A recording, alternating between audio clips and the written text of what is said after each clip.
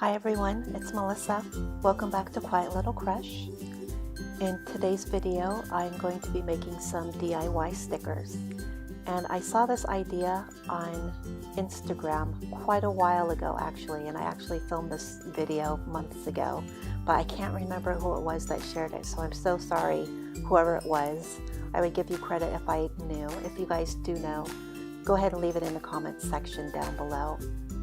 The first thing I'm going to do is mix up some watercolors, and I'm starting with blue, and I'm going to mix this with white to make it a little lighter.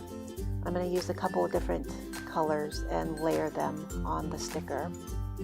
This watercolor palette I think I just got from my local art supply stores, not anything special, so you can use whatever watercolors you happen to have.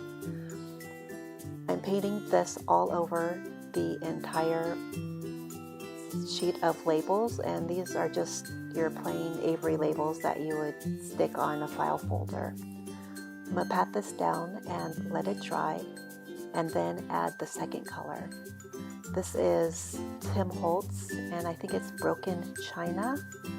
It's a little darker, and I'm going to use it with this stamp and just lay it over the stickers. Now, one thing here, I used watercolor, and then these Tim Holtz stamps are also water-based, so it made the image a little bit fuzzy. So if you want a sharper image, I would suggest that you use a permanent ink for the second color.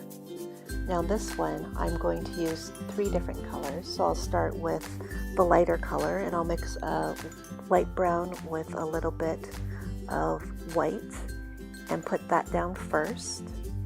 And then once this is covered and completely dry, I went back and I used a second color, another brown, and this is another Tim Holtz ink.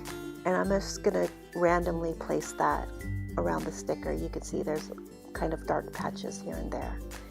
And then finally, I'll use a really dark brown to make the image on top of the stickers.